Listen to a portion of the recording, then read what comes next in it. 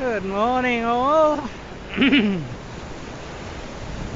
Rather than just bore you with some talking head in a fucking grungy room, I thought I'd give you my little talk today while walking down a beautiful Queensland beach, which of course we're renowned for up here.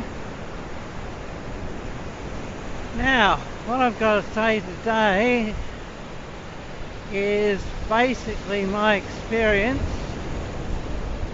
with the Osmo Action 4 camera.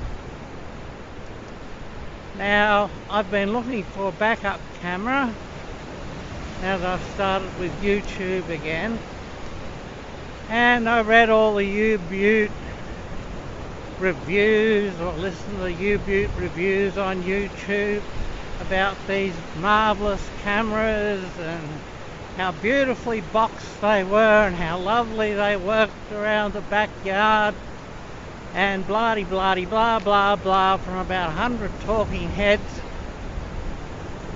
who only spent a couple of minutes actually showing you the camera being unboxed and then showing you it working.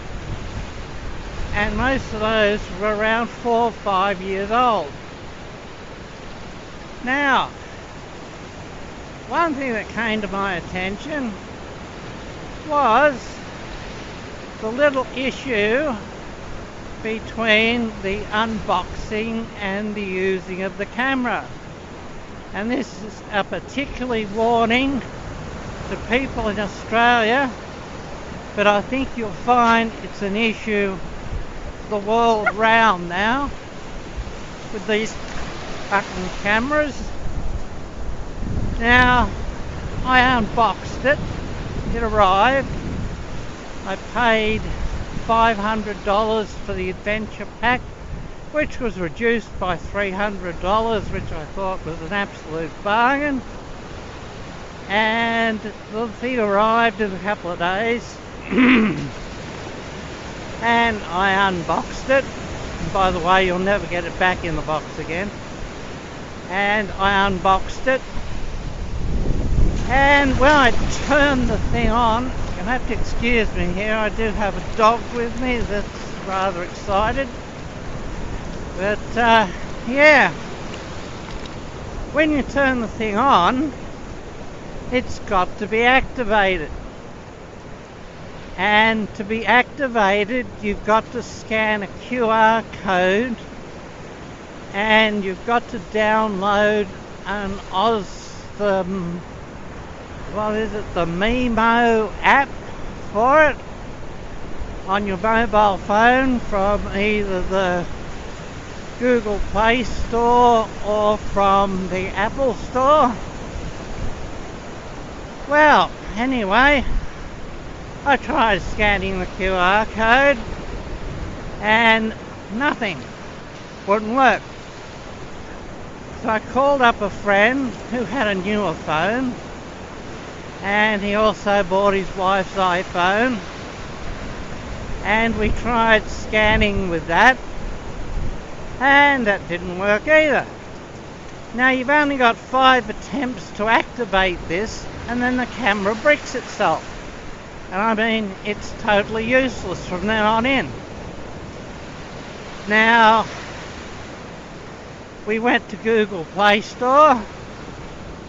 We were unable to download the app because it was not available there. We went to the Apple Store and found it on the iPhone, and we ended up with the operating manual. I tried contacting DJI in Australia after looking up their website. They were virtually unavailable. I sent them emails which I never got a reply. And then we went onto the internet to try and look for solutions. And what we found was that the American government and Western countries had banned Look at this little animal. Terror. Had banned this app because apparently it was spyware, and that they're going to end support totally for DJI products in Australia and in Western countries. Now, looking at the forums, on the DJI forums, they recommend you if you can't get the app on the stores, is to download it and install it in your phone. Now that's no great drama, because a mobile phone, effectively a Google phone, is basically a Linux system, and it works much the same as any other Linux system. So, looking up, I was easily able to download 3 versions of the Osmo app to be able to activate this Osmo Action 4. Now, the problem came when trying to install it, as has never ever happened before when I've tried to install third-party software on my phone or my Linux computer. It got 3/4 of the way through and crashed. This happened 3 times with 3 different versions of this operating system.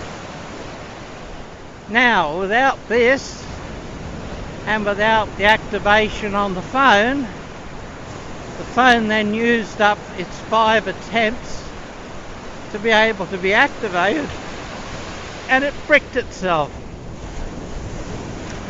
So I ended up with a $500 piece of junk.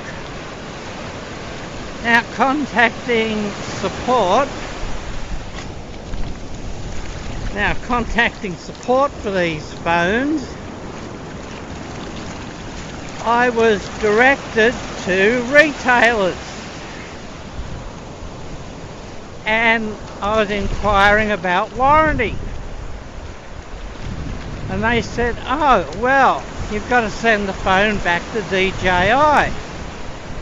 But the problem was, every time you contacted DJI warranty, they just referred you to a phone dealer, or a camera dealer, to buy another camera or whatever. So actually, the DJI website and its support in Australia was totally useless. So it appears that these U-Butte whiz-bang cameras that these talking heads have been promoting on YouTube are a total absolute dog.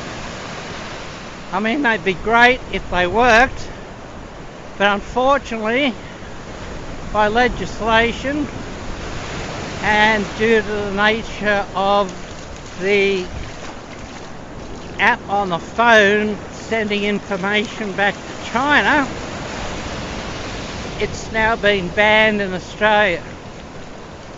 So it can no longer, those phones that they're selling for $380 off are totally useless. Now, thank God I hadn't bought this thing off DJI. So having purchases on eBay and using PayPal, I was able to lodge a return to have the thing returned and my money refunded, whether the dealer wanted to or not. Believe you me, they did not. They were saying, oh, you've got to send it back to DJI. The trouble was, there's nowhere to send it. There's no one to fix it. There's no one to talk to, and they don't answer their emails. So you can virtually say that DJI action cameras are now totally useless in Australia, and all these ones that you're seeing on sale that have been rated as U-Butte 4 or 5 years ago are now total, complete and absolute junk. You can see I've got a very hypo little mutt here. That's causing me quite a bit of consternation, but he's enjoying himself. Loves going to the beach. But yeah, that's the story. Really, I don't have to sit down a grungy head against a wall in a crappy room and show you a camera or anything like that. I just have to recount to you the experience and what I've learned from it. And that is, not all that glistens is gold.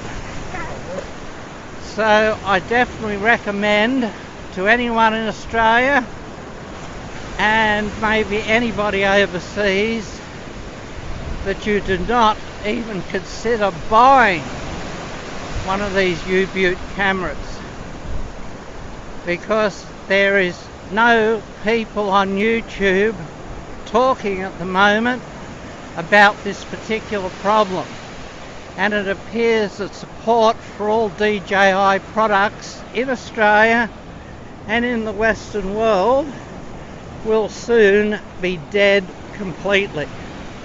So that means your DJI drones that you paid probably $1,000 or more for are going to be totally unsupported.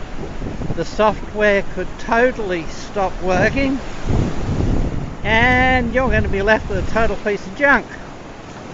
So I definitely suggest, as far as those products go from that Chinese company, that you totally avoid them completely. And fortunately I was able through eBay to send it back, got my money back, but they shortchanged me $50 because I couldn't get it all back into the box as per new.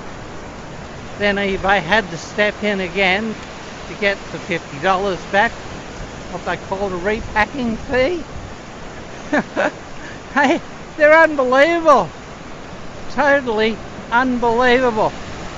They are knowingly selling stuff that will never work, and then they're ripping people off to the bargain with the refunds. God, this animal is hypo today.